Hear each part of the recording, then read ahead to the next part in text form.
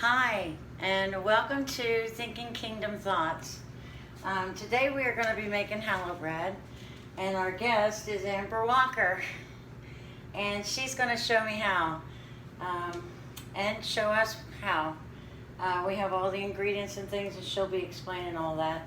Amber is a wife, a teacher, piano player for the worship team at Grafted Church, and soon to be mommy. Yay! Amber, would you lead us out in prayer? I certainly will, yes. Okay, I forgot my shawl, but Father, thank you so much for the blessings that you have bestowed upon us, Father. The ones that we take in, Father, but also the ones that we take for granted, Father. Thank you for just working within our lives and guiding us to the places that you've led us to, Father. Thank you just so much for being our living water, Father, our bread of life. I am so appreciative, Father, of all the people that you've placed in my life, Father, including this wonderful woman, Tracy. Thank you so much for sending brothers and sisters to those in need, Father. We just praise you and thank you for all the goodness that you have bestowed upon us. And I pray all this in the name of Yeshua HaMashiach. Amen. amen. All right. And so we're going to start with the challah bread and do questions like throughout the time as we're making it and afterwards. But for now, Amber will instruct on what to do and demonstrate how to make the challah bread. Do you want me to do the materials, or do you want to do them? Oh, I can talk about it. It's all good. Okay. So Tracy told me she was gonna give the recipe in the description box, so that way you can have this. Yes. But to just list it through, we're using some yeast, we have water, butter, honey, salt. We only use 1 egg, and then it'll take 3 cups of flour. And so those are all the ingredients that we have. My challah recipe that I've been using is very simplistic. There are lots of different recipes that you can use that if you just start Googling and finding other recipes, they can be more complex than that. So the first step of what you do is that you take 1 package of yeast, you have 1 cup of warm water, and then you take 3 tablespoons of honey. And so when it says 1 package of yeast, they normally look like this, if you can see it. And it's about 1 tablespoon, so if you buy it in bulkier sizes and not the packages, that's about how much it is. And so what you do is you take the tablespoons of yeast, you take the tablespoons of honey and the 1 cup of water, and you put it all in 1 bowl, such as, I don't know if you can see it or not, but this, and you let it sit for a little bit. You stir it and combine it. You're not rigorously stirring it, you're just to combine it. And what you're doing is then you're gonna let that sit for about 5-ish minutes until you see the yeast start bubbling up on top and you see it growing, because the yeast needs time to activate. Essentially, that's the only word I've ever come up to explain it, so that way it can be prepared and ready to start with the rest of the ingredients to combine to make the bread. So that's what we have waiting here in this bowl already. And so the next part is that we're gonna add the rest of all the other ingredients. So we're going to have 3 cups of flour, which I will take here. As long as I don't spill it. So what we did before we started was just like she said, the cup of like not hot but warm water, the honey and the yeast. And she explained that the honey activates the yeast and gets it going, and so it's important to have those in there together. Yeah, the yeast needs the sugar from the honey to be able to eat it up, and then the warm water helps it grow, to help it go faster. Okay, so we just added our 3 cups of flour, so I'm going to set this down. I'm going to move it over here. I was going to say, throw it over here too. Oh, that's okay. Okay. You will need some flour later, but not even 1/4 of a cup when we go to braid and combine it and to knead it. Okay, so we have 3 cups of flour, and then what we're going to do is we're going to add our 1 teaspoon of salt, and I already have them, and we already measured out all of our ingredients, but I'm one of those people that when I cook and I bake, I measure things out in my hand, and I've been doing this recipe for so long that I just measure it out in my hand. And so this is 1 teaspoon of salt, just add it in. And that was the Himalayan pink salt. Yes, and then we have our 3 tablespoons of butter to help add some moisture. And I liquefy it because I normally forget to set butter out beforehand to let it soften from the refrigerator. We are one of those people that we keep it in the refrigerator all the time. So however best, you just want it to be able to be combined in your dough. But I usually liquefy it. Okay, and then you're gonna use 1 egg. So what I'm gonna do, out of habit, is that I always put my egg into a container to make sure that there's no shells, or if you see any spots, any bad spots or anything, I always put it into a container and then pour it. You do it how you please, however you put eggs into bread. Now, especially if you're on a farm and you're getting your own eggs, you've probably already gotten in the habit of doing that, because if you don't, you might find a surprise sometimes. Yep, that happens. That happens a lot. Okay, so what we did was we've added our egg, we've added our salt, and we've added our butter and our flour. And previously, like the instructions have, we have our yeast and our honey already in it from the ingredient list. So all of that together is all in this big bowl. It looks pretty messy, but what you'll do is you'll just stir to combine, okay? And so depending on the climate that you're in, if you're in a more humid climate, if you're in a more dry climate, that helps depict what happens with your dough when you're mixing it. And so what happens is that sometimes, the best way to describe it is that sometimes when you're mixing it at this stage, it seems too dry. It's not combining, it seems too dry. And what I do is literally, I just take my hand in some water to just have the essence of water in my hand, and I sprinkle water in. I don't add a teaspoon or anything like that. I just sprinkle water in and combine as I go if it needs more moisture. So that way you're not overloading your bread with all this extra liquid that it doesn't need. Yeah. So we're just gonna combine. I used to be super artsy, and at this stage I would have already just been mixing with my hands, but I'm gonna try to be more clean so that way I don't have to wash my hands in this video. I get real messy real fast. We washed our hands before we started. Yes. Yeah, but I'm one of those people that if there's a mess to be made, somehow I usually end up making it, so it is what it is. So anyway, I just mix it, and at this point, Tracy can see it. I don't know if you can see it. It's starting to combine into a dough. And I will lift that up and show that to them. Yeah. And so it's not fully combined, but you can see it's basically a dough-like mixture with some scragglers hanging around in the bowl. And so you do want it to be completely incorporated. And so, like I explained, that if your dough seems too dry, you would add some water in as you mix it. But if for some reason your dough does not seem wet enough, well, how do I explain this? Sorry, my brain is a mess. Like, it just seems too wet. Like, you started mixing it and you're just like, this is a lot of moisture, everything in here, it's so gloopy, and just how it is. You're gonna have that a lot Exactly. more. And so depending on what it's doing, I would just add a little bit more flour in until it comes together into your dough mixture. I don't know if that's official or not, but that's just how I've ever done it. And it always turns out fine. So that's what happens with me. And so, yeah, you see right here, it's becoming way more dough-like. Oh, don't drop it, Amber. And it's just combining, and it's like its own little glob of dough. And right here, what we have, it's not too wet and it's not too dry. So this is a really good mixture for it to have right now. And so what it is that it's ready to do its first rise. So I'm just gonna scrape the dough off of here. Off the excess.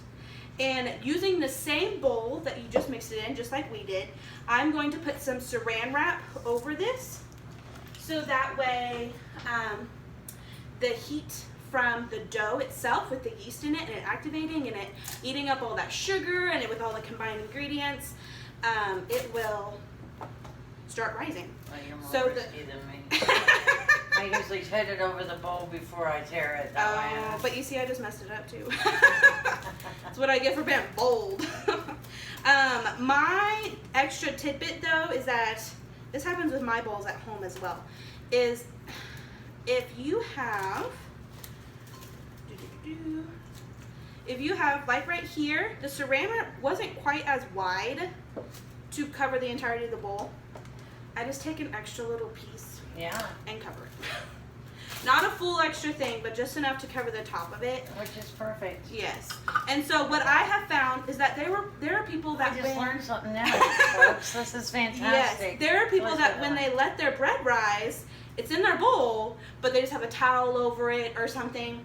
I like I've done that before, but when you have the kind of seal to have the air in it, it kind of helps it rise a little faster. Gotcha. Just a little bit faster because the air is kind of trapped in there. It's going to get warm because yeast actually warms up. It's not like 100 degrees, but it actually warms up what's happening in there as it's working and eating and growing and doing all the things. So anyway, so what we're going to do is at this point, between 20 and 30-ish minutes, the general rule is that when you've seen it rise and have grown about double its size.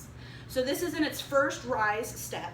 And then at this point, normally, like when I'm at home making it, I let it sit there and I'll change laundry out, I'll wash the dishes I've already dirtied from this and put them away. I'll sit on the couch and scroll on my phone. You just do whatever, you just let it sit there. And so we're gonna stand here talking, obviously, but that's normally like at home what I would take to break to do that. Yeah. So there we go, that's our first step. And we also preheat the oven to 375, so Yes. that'll be the temperature that you'll have it at. Okay, so what is your kingdom thought during difficult times? Gotcha. So, as Tracy mentioned, I play in the worship group with Grafted, and what I do is that I also teach piano lessons, and I've taught private piano lessons for a few years now. Well, I say a few. It's been like 4 or 5, something like that. Yeah, it's been a while. Yeah, it's been a while.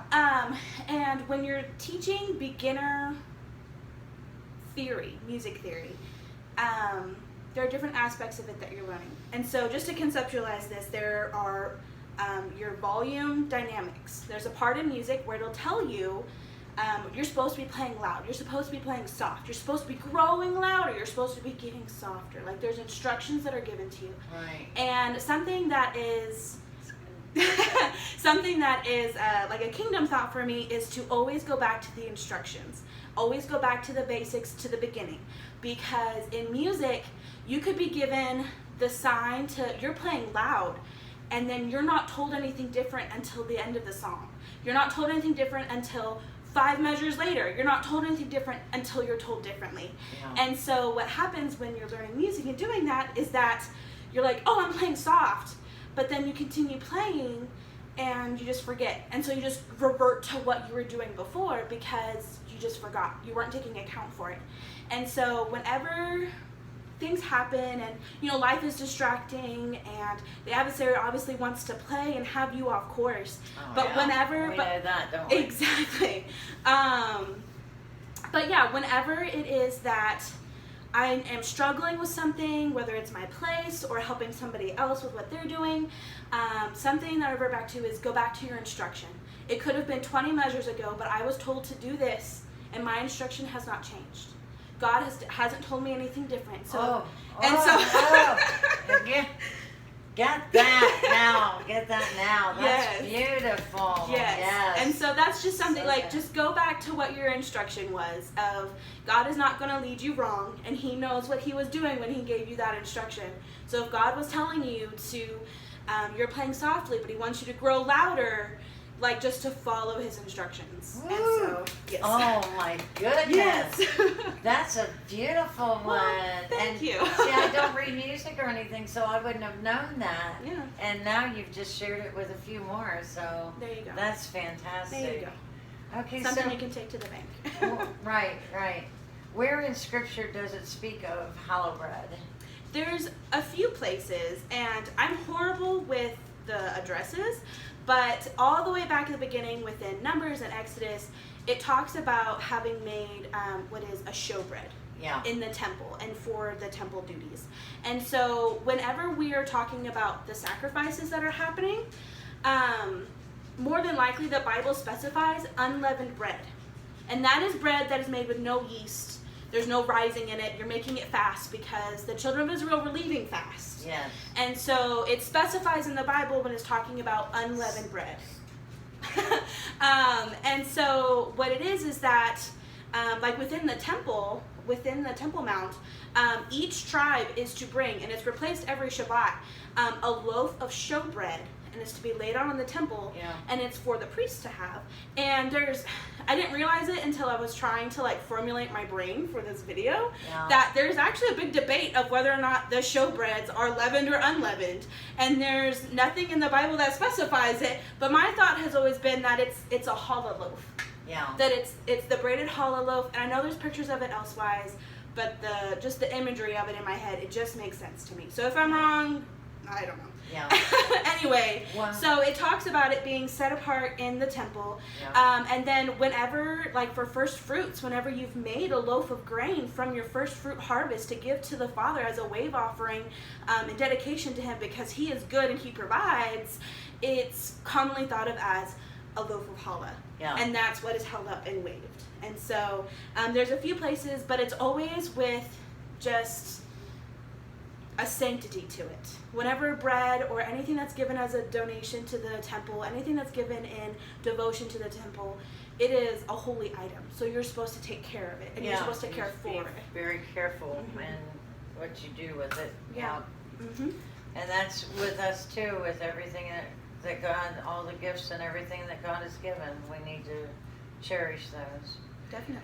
When does the bread play a role in Passover? Oh, we've probably just about covered that. Yeah, well, in Passover itself, whenever we're preparing, like what happened with the Passover dinner was that, Yeshua broke bread. And so that was thought to have been leavened bread. But other people also have this thought that it's unleavened bread. So it's different with the Passover meal, and if you have leavened bread at your Passover meal. But the thought is, because of the way Scripture lays it out, is that there's Passover, and then immediately it starts with your unleavened bread.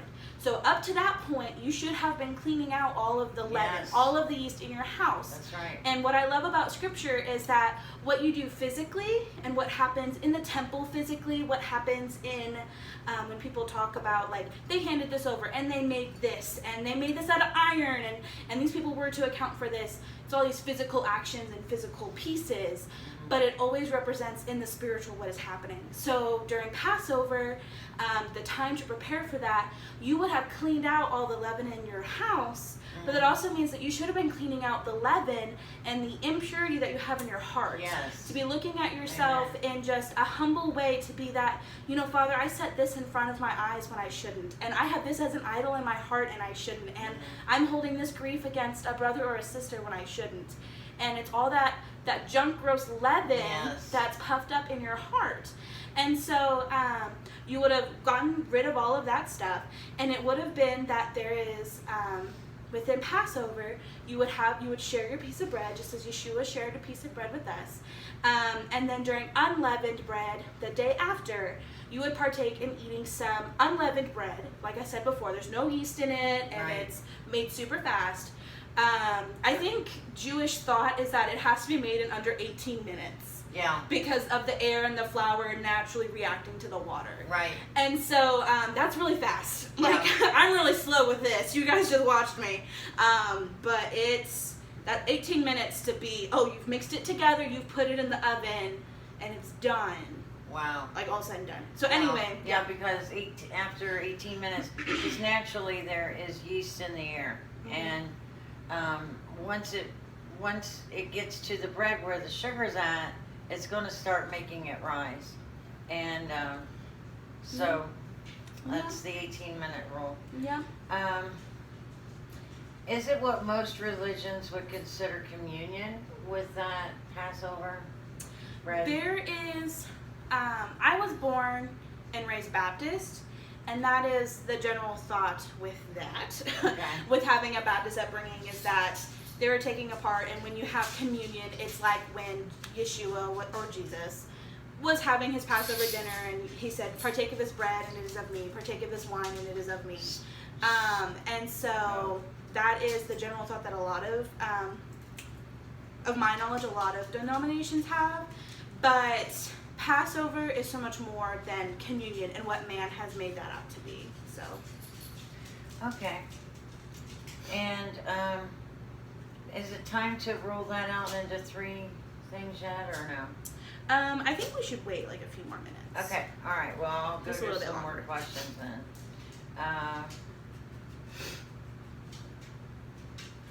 Okay. You've already done that question. And then during Shavuot, it mentions to bring 2 loaves of bread for a wave offering. Do we do any offerings like that now? There's a similar thought within Sukkot as well, when it says to take your palm branches and to worship with them during the week or so that you have Sukkot. And Which is so, Shavuot. yes, exactly. And so there are people that physically do that. I don't see anything wrong with doing a wave offering, but we know that Yeshua is our high priest and that we don't have a temple set up now. Right, so we correct. shouldn't be giving offerings in the formal sense of I have a bull and a ram and I brought my lamb of the first year and I'm bringing them to be slaughtered, and which is something to be careful of because you don't want to be led astray by people's teachings. If they do believe in that, you have to hold true to what the word is, because Yeshua is our high priest and none of that will be reinstated until he comes back, because that's the place that we're in right now, in that fallen state. And so the wave offering with that is that was you just went to your field. You have your first fruit harvest of all this wheat. You just went through, and it was the provision of the Father to grow that, and you were able to make that. You ground it up. You had all your ingredients, and you worked hard, and you made such beautiful loaves for the Father. You put that dedication in your heart to make that for the Father, and you wave it in praise to Him. That's what I think of as a wave offering. That's beautiful. Yes. That's what I think of as a wave offering. That it's not just like, I'm bored. Okay, this is up in the air. Like, here you go. Like, it's not that. It's I'm in praise and worship of the Father because look at what He does. That He turns the seasons and He turns the tides. And He has given all of our provisions for us, and He has blessed us within that. And so it's just a way of showing that. I guess is a simpler way to state it. And how beautiful that is. Like, you know that when you make a new recipe, and you bring it to a potluck or to a Shabbat dinner or anything like that, and you can't wait for people to taste it, you know? And when I make something, excited. I watch people's faces. Whenever, like, if I bring something to a dinner or something like that, like, I watch their reaction because I want them to enjoy something. Because I made that with that heart to be, I'm sharing this, I want this to be good, I want you to enjoy it. So, I watch people's reactions all the time. That is beautiful. That really is. Let's see, how long have you been baking challah bread? So I have been baking challah bread, let me think about this. So this is my 8th year, like this cycle of feasts that we've started and that we're in right now. This is my 8th cycle of it, so we're halfway through it right now. And so I've been baking challah that entire time, basically. Wow. It's only been the last 4 or 5 years that it's really been an every week thing. But on a regular-ish basis from the beginning, I've been making challah, because whenever I first came to keeping Torah and being observant to a Torah lifestyle while being a believer in Jesus, I was blessed. The Father really blessed me with having that start with a good mentorship family to be a part of. And Kelly, the wife, she helped me learn how to make challah like from the beginning. Like, she'd had me over for prep days, and we would go through and talk and make challah together from the beginning. And then that's beautiful. And I've always not many people are, but I've always been blessed within this Torah observant walk with Yeshua to have had a community of people around. So I've been around the moms and the wives making the challah and going through and cleaning homes and being able to learn from them. And so yes, so I've been doing it the entirety of the time. Obviously with baby, I haven't done it every week because You all know you're exhausted. And so, but You're allowed as that. a mother, You're pregnant. yes. If there's one thing I can pull with the pregnancy card, I'm gonna pull that one. Yeah. I'm gonna pull that one. But just smelling it in the house. Oh, It yes. just makes a house a home. Yes. Like instantaneously. Oh, yes. And my husband can't wait for it to get out of the oven. And, Oh, that's the same way with Jack too. He's just like, that smells so good. Yeah, he's getting butter. He's getting a slice of tomato. That's what he likes to do with his. And Yeah. That sounds so wonderful. Let's see. Do you have any additional comments that I may not have asked? And at this point, I thought we'd be removing that. So I think that we can go ahead and start rolling this out, actually. Okay. So what we're gonna do is I'm gonna scooch this, scoochy, scoochy, scooch. And when I told you that you're going to need a little bit of flour, not even a full half cup, not even a full fourth of a cup even, is that when you go, whatever surface you roll out your dough on, it's possibly still very sticky. And so, like, in texture. And so, you know when you're like a kid and you go touch something and you're like, my entire hand is now covered in this and I can't get it off because now it's sticky and touching everything else and you just get everything a mess. Right. This is the stage we're at with this challah. So what you do to help combat that is that the flour or the dough won't be sticky. So I just take a handful-ish and I spread it out on the table or the counter or the board or whatever you're using to roll it out on.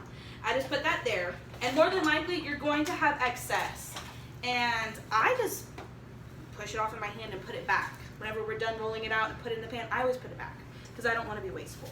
Yeah. So we can take off this saran wrap, and what we can do is I always save the saran wrap.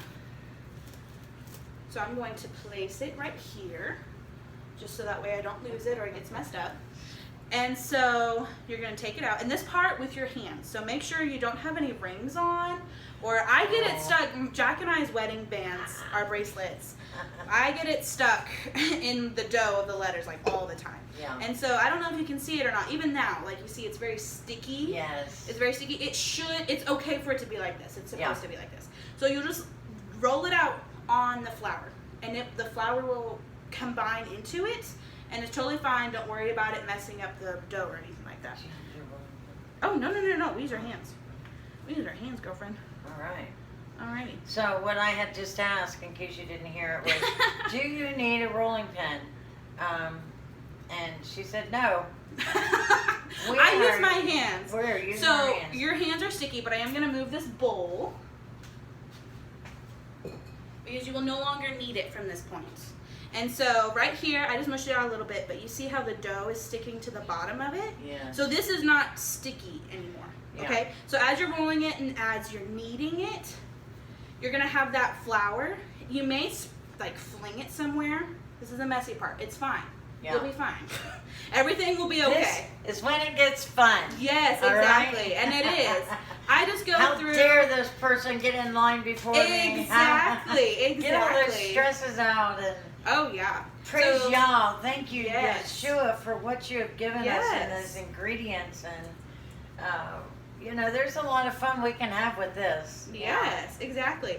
And so at this point, it was already combined ingredient-wise from your stirring of it before, but this is you kneading it together to help get those, like, the only way I can phrase it is like the gluten strands, like getting everything fully ready to be able to be baked. Because we're gonna have a second time of rising for a little bit, and then you'll cover it, you'll coat it, and you'll put it in the oven. So this is one of the final stages that we have.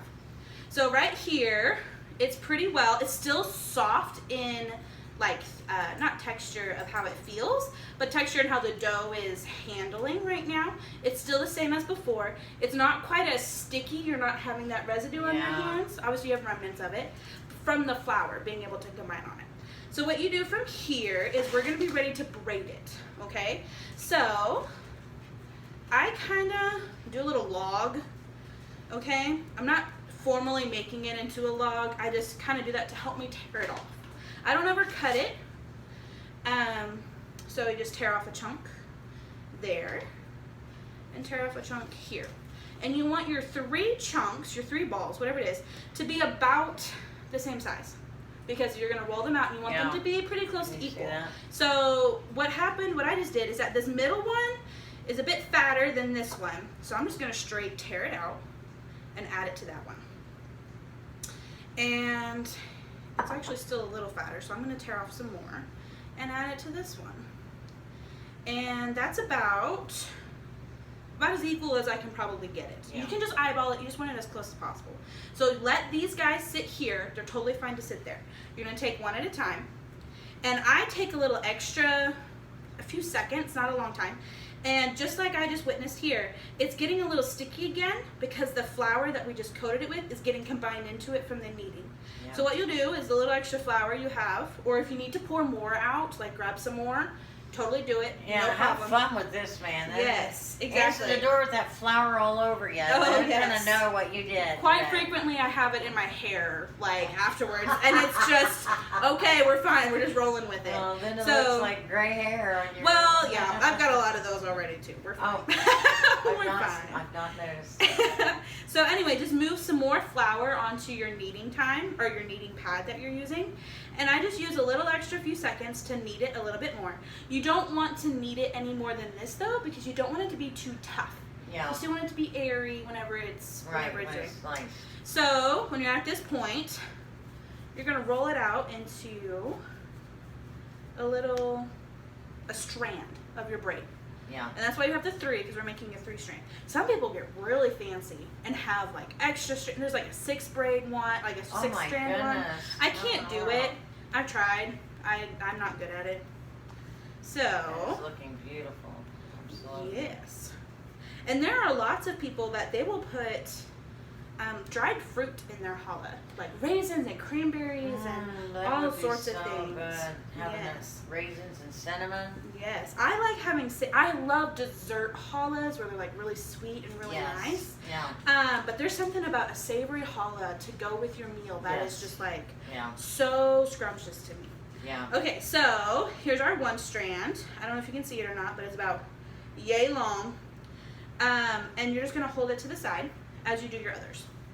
And like the same thing, if it's still a little too wet and you need flour, pull some in from the sides that hasn't been combined before. Just take a few seconds, some extra kneading. Okay, and then just start rolling it out. And like I said, this is a very simplistic challah recipe, which is why I've used it for so long, because girlfriend, you got to keep it simple. I can't be doing some complex things. You know, you have a husband to feed, you have a house to take care of, depending on what your situation is. Or there was quite a few years that when I was in school getting my bachelor's degree, that and see, second row, just plop it to the side. You're ready for your 3rd ball, your 3rd bunch, chunk, whatever you want to call it. Anyway, there was a long time of when I was in school and working that prep day is Friday for us. Yes. And it was that I was still working on Friday. So I wouldn't get off until 4 or 5 or 6 or something. Wow. Yeah. And it was that, well, I still want to make challah and I still want to do my laundry, so I have clothes to wear on Shabbat and I'm not doing laundry on Shabbat. Like, as a personal conviction, there were things that I wanted to do. Yes. And so for a while it was that I made challah and I did some cleaning on Thursday evenings. Yes. So that way by the time I was, or maybe elsewhere in the week, so that way it wouldn't be built up. Yeah, I've done that too. Mm-hmm. Yeah. When I know that it's going to take a little bit extra long on cooking the meal, like it's going to take longer on Friday to do that, or I've had to go do shopping. Or like a special event thing where somebody's invited you over for Friday night or a Rev Shabbat dinner. Yeah. It's just, you take account for things, and that's you being a responsible person. Yes. So. And I always, 3rd row. I always try to, what we're going to eat on Shabbat, I want that pre-cooked too. Oh, yeah. So you're not just cooking Shabbat's meal, you're cooking either, unless you think you're going to have a lot of leftovers, which is beautiful too. Oh, yeah. Doing leftovers, having a big Friday night dinner, so that way we have our food for Saturday, Yeah. Is something that my husband and I, that we do all the time. Yeah. We do all the time. Yeah. Alrighty. I've been under conviction for that myself Mhm. from the very beginning. Yeah. You know, because And when some I people read, do things differently, which is fine. If you have different things on Shabbat of what you and your family have set out, whatever your household looks like, of being, this is okay for me to do on Shabbat, this is not okay for me to do on Shabbat. That's different because we're all in different places and we're all doing different things. And Yeah. it's just that as long as we're listening to the Father, the Son, and the Holy Spirit about what it is we should be doing, and that we're looking that it would lead up and line up with Scripture, that's all you need. As Yeah. long as you're being honest and humble about that, yeah, I don't have any qualms if you do laundry on Shabbat, if you've taken the serious heart time and prayer time to come to the Father with that beforehand. So yeah, that's because up it to doesn't you. really seem like it, you know. Yeah, for somebody it's just like, oh, I'm just throwing it in the washer. I'm not like scrubbing it out or Yeah. something like that. You know, that's not work for me, or whatever your definition of work is. That's between you and the Father. I have no place within that relationship with you. So. Yeah, Yep. I always have mine done too. Yep. But I've got, if they would see my closet. She's got a lot. She's got a lot. She could go for a while. I'm really prepared for the greater exercise. Which is something I love. It's so funny. It's just wonderful. It's just wonderful. You just amaze me. Alrighty, so I still have remnants of dough on my hand, which is fine. If you have that on your hands, you have well earned that remnants. Okay, so we have our 3 strands. They're in semi-log snake shape. Okay, just long enough for however you're gonna do it. You can have them super long. You can have them shorter, like I've done here, so that way just It with looks time. like if you spread your hands out twice. It's about like that long. Yeah. From here to here. Yeah. About that long. Yeah. Is about how I have these strands. Like I can hold one out and see, they're not. There we go. Yep. You can make them thin. You can make them a lot thicker than this. Yeah, you know, very slug-like. It's fine. Yeah. And so don't worry about any cracks or wrinkling or anything of what it looks like, because as long as it's together and it's formed and you were able to get it to this point, your dough is good. Like Yeah. you're totally fine. So at this point you're ready to braid it. So what I do is I lay them out in front of me in the 1, 2, 3 formation. And so you're just doing a normal 3-strand braid, okay? It's not super hard, but what I do, a little trick that I've learned, is that if you take the tops of the 3, so they're, oh, break that. They're like in the rows of the 3, right? You take the tops and kind of combine them together. Hopefully you can see my fingers. Try to explain that. You're just gonna mush them on top. You're not trying to combine to make them one piece. You're just gonna mush them on the top. So now you have them all overlapping. Gotcha. You have them overlapping. So that way you have a good starting point, so you're not just like, well, it's turning, but it's not holding to anything. Yeah. Because that happens. That happens. Yeah. So then what you do is just a normal 3-strand braid. Okay, so you take your right, or the middle one, bring it to the right. Okay, and then what now is your middle, bring it to the left. And you see, even though that came off a little bit, it's fine because it's still holding in place. Right. Do you want me Yep. to hold it there? Oh, no, it doesn't matter. Okay, and then you can just braid the rest of it. That is beautiful. Absolutely. And for me, it took me a long time to like conceptualize in my brain, like braiding dough. It's not Yeah. like yarn or hair. No, it's really It's not. very different because it's very soft, and if you pull it too hard, you can stretch it Yeah. out, which happens. If that happens, don't fight it. Okay, and then so when you're at the end of your braid, ours is not very long, okay? So you have the 3 end pieces, and you're like, well, they're just kind of there at the end. Right. What do I do with that? How do I combine that?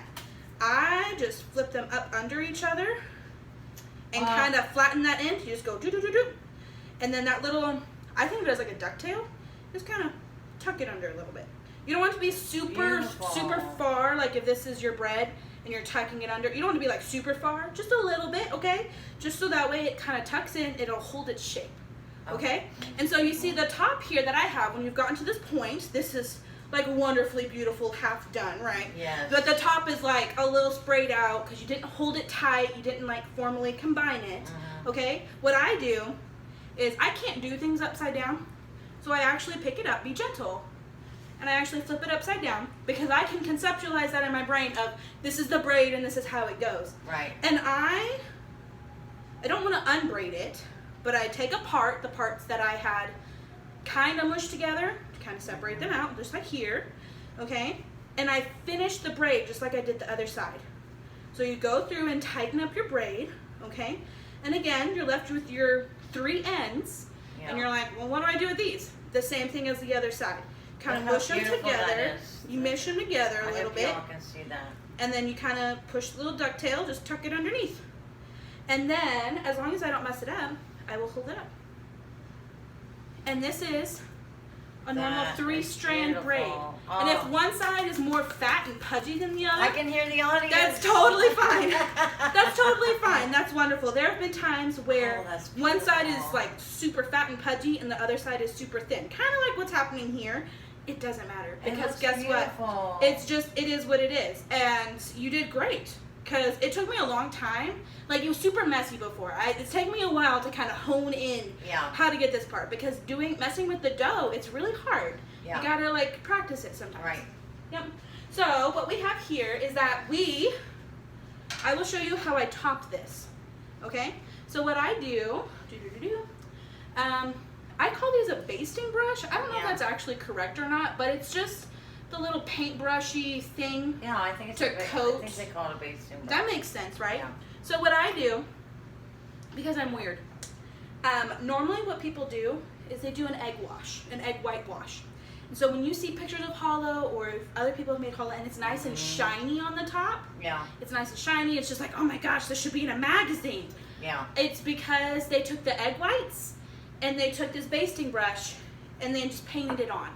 And that's what gives it that shine. But I am, like we talked about before, I am lazy. And I'm too lazy to go through and separate out another egg to get the egg whites that now I have to figure out what do I do with the yolk. Yeah. I'm too lazy to do that. So mine don't normally more have... conservative, which is good. Yes. Okay, so what I'm going to do is, this is our normal, here, let me not drop this. Just normal baking pan, whatever you have at home, whatever size fits with your oven and with your loaf. I just have a little bit of oil. I don't measure it out. I just pour it straight onto the pan. Okay? Like about a tablespoon. Yeah, it's comparable to that. And what I do, get your basting brush and paint the oil on top. Oh. Okay? So you don't want, obviously you don't want to be messy with it, of getting oil everywhere. But again, I do that. We have cleanup time later. We just got to get this done now. You know what I mean? Yeah. Like, we've got stuff to do. And so that's how I formulate everything. Yeah. Like, my mom's cooking and my granny's cooking, my grandmother. Yeah. Whenever we did anything, it was a fun time, but my grandmother was always quick to remind me to be like, you know, you've got mouths to feed. You've got stuff to get done. We don't need to lollygag with this. Oh, nice. And so it being like, we've got to get stuff done. Nice. And so it was always a fun time. I have very loving family, but it very much life lesson family. Yeah. Okay, so I don't know if you can see it on the camera, and I'm gonna try to pick it up again, so that way. But my hands are getting a little messy, which is fine. Is she not a good teacher? Oh, she is perfect for this. So hopefully you can see it off the light, the glistening of it. Just evenly coat it. Just evenly coat it on top. And so you're still gonna have some oil remnants on your pan. That's fine. Yeah. Put the challah directly back onto where the oil was. And this is on your thing, or your pan, whatever this is called, whatever word that is. And so now what I do from here is that, like, it's been, you can put this in the oven like this, you could. But what I do is that, yes, I don't want to drop it. I'm trying to be very careful. Pregnancy has made my already clumsy tendencies just off the rails. Oh, just yeah, well, they're watching me waller in this chair. Yes. Let's take this up, though. It's well worth that little bit of embarrassment, and I am embarrassed about that. For you all to see how beautiful. Look at that. Oh. Yep. Don't you just want to tear into it already? And we still have to let it rise again. Yes. So, there we go. That is beautiful, Amber. Yeah, so now with that coating being on of the oil, now I use all sorts of seasonings. And like I said before, I like doing like savory things. And what I did with my other loaf this morning was that I just used straight salt and pepper. Yeah. And so I just use my hands. I'm just going to put some salt in my hand so that way I can measure out. And I just take my pincher fingers here and I just pinch it on. Just like pinch and squish your little fingers so that way you can let it evenly fall. And just coat it. That's beautiful. However much, how many little. I always add a lot of salt when I do things, cooking. Yeah. This as a topping. I always do a lot because that bite of yummy like salt on top with whatever else is there, like it just makes it. It just makes it. It just makes it. It sounds like. Yeah. And so what I'm gonna do is just dust the rest of that on there because I didn't get too much. And that's Himalayan salt too, so that's not Yes. Yeah, because that's just what we use. But if you just have like your table salt at home, that's totally fine. And so with your pepper, I'm going to do the same thing. I'm going to dump some in my hands, that way I don't put too much on the challah. You know, that happens. The lid comes off or something and you're like, well, now I have a mountain of pepper on something that needed only a little dish. And I'm going to do the same pinch and drizzle. I guess drizzle is the word. I don't really know. Just pinch and lay down. Look at that. Looks beautiful. Yes. And so most of the time when it comes to seasoning like the top of the challah, I think the more the merrier. Yeah. That's what I think, because it's going to rise again, so it's going to poof up. And so what happens from here is that you should still have, wherever you laid out, your saran wrap. And if it does not, I'm going to place it on top of the challah. If it does not completely cover the challah loaf, when you've braided it out, let's say it's just too long and your bread's this long but the piece was only that long, that's totally fine. I only use this for the same concept that we used it over the bowl to help have some of that heat, and when with the yeast and everything rising, because now it's kneaded together, it's fully combined, and you're gonna place it in not a hot area. A lot of people place it on top of their refrigerator, or what I do at home is that at this point I would have had my stovetop is on top of my oven. It's one unit, whereas yours is separated, where you have a stovetop and then the oven's over here. So I also have a gas stove and oven. So what I do is this would be the point where at home I'd start preheating the oven, and I would let this sit on the top towards the back where that air vent is to be warm. So that way you're creating an atmosphere for it to grow and grow. So at this point, it helps combine the trapping of the heat, so it can sit and rise. And again, a general rule, you let it see a doubling of its size. And so a normal time to bake and make the challah is that, 5-ish minutes before with the yeast. So let it activate. I don't know, another 5-ish minutes to combine and make the dough. And then you let it sit for 30-ish minutes.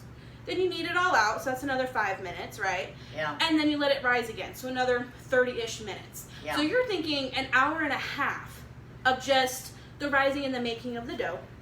And then what happens is that we can pretend, quote unquote pretend, to let this rise, but I can show you the loaf of what it would look like when it's done rising, and you would have put it in the oven of what I brought in this morning. And so, I let it bake I put a timer in for 20 minutes. I think. And then I just let it, yes, we'll have it written out. I put it in for like 20 minutes, and then I check on it, because different ovens, and let's say it's a rainy day. 45 minutes. Exactly. I put it in for 20, and then I check it after that to see how much time I need. And again, that'll be written out so that way you guys have an idea. So and check it. Exactly. So again, and I hold strong to, I don't know if you've ever done this, but like when you're making a cake at home, you use like a toothpick or a knife to poke into it to see if it's done all the way through. I've done that. I do that with my breads with like a fork or a butter knife. And so what it is that you can see the braids have the different little loopy sections, right? You see what a braid looks like. When it's poofed up and it has been in the oven and it looks like bread, and you want to make sure it's done on the inside, I take a non-discrete area, like probably down here. Or like down in here, and I'd stick it in, so that way I can see if it's like doughy on the inside or not. That's a good hint too. That's just something I do out of habit. If you're confident because you've been doing it, that you're like, oh, I've had it in for so long, I'm good with it, it's fine. I just take the extra steps, because there have been times that it's like, oh, this looks so beautifully done, and it looks just perfect, it's just wonderful. But then I like go to break it open and eat it, and I'm like, oh, well, it's still a little doughy on the inside because I had the temperature wrong, because it was rainy today, or it was extra dry today, and it just didn't bake like normal. That's why I put it in for 20 minutes, check it, Yes. and then see if I gauge more time after that. Yes. So it just depends on what kind of climate you're in, what your temperature is in your house. Let's say the AC is out in your house, which ask me how I know of making challah in a house that didn't have AC. Yeah. And it rose and it baked super fast because it was already in a really warm climate of being in the warm house. Yeah. So anyway, it is what it is. So at this point, you cover this, let it rise. So when you see that it's approximately grown, double its size, you take out the saran wrap. Don't bake it with the saran wrap. That's bad. Yeah. You take out the saran wrap, and this job is now done. You can throw it away. And then this goes into your oven. You let it sit in there for however long. You let it bake and rise, and you can watch it if you have like the window in your oven. It's really beautiful. And whenever it's done, you pull it out, just like the one we have done here.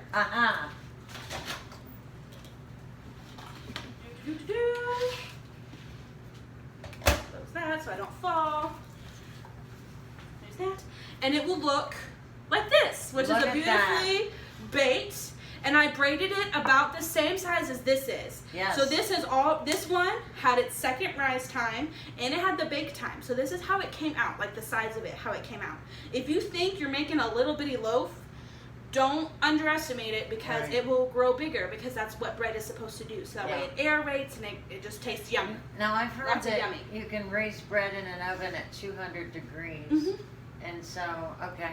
That is. I've never done that before, but I know that that's a thing people do. Yeah. But I just, I use a lot of stoneware whenever I bake. I have the normal metal pans. Yeah. But I use a lot of stoneware, and I know that when you already get that hot or warm, it's going to continue to bake and do things. Oh. And it's just a personal thing for me. I get really scared to be like, oh no, it's just gonna overbake and burn the bottom, but the top's not gonna be done, I'm just gonna ruin it. Yeah. So that's why I do it on the top of the stove for my house, because I have a gas stove and it works that way. Yeah. Like I said, people put it on top of their, not microwaves, on top of their refrigerators. Yes. Because with the motor running in the back of the refrigerator, it's generally warmer for it to sit up there. So that's normally where it sits. If you have, I don't know, something like a toaster oven going, and then the air vent of warm air comes out the side, you can set this beside it, just so that way a warm air of circulation is going. Right. So anyway, but it's just you checking and watching it. And there have been lots of times that I have, again, I would have gone and changed laundry while it's sitting there. I would have gone and scrolled on Facebook for completely too much of time that I shouldn't have done that with. I would have gone out and I would have done a chore thing of whatever it may be. Yeah. There have been times it's like, well, it's been way over 30 minutes and it is way over double its size. Yeah. Don't worry about it. Just continue going with whatever stage you're on. It'll just be a big loaf. But you're totally fine if it rises up bigger, if you just forget and it's been sitting there for 45 minutes. Yeah. So anyway, that is our challah. Our beautiful braided challah. Yes. And that's all we got. Thank you. And if I appreciate you coming, and I just want you to enjoy God's journey that He's got for us. And I just want to thank Amber again. She is such a beautiful girl, and so beautiful You're too just kind. to come and generous, and I love her very much. She's a good friend. I love you. I've got a lot of friends out here, and she's one of them. So anyway, Always a joy. Always a joy. I will bring this up so you can see it up closer.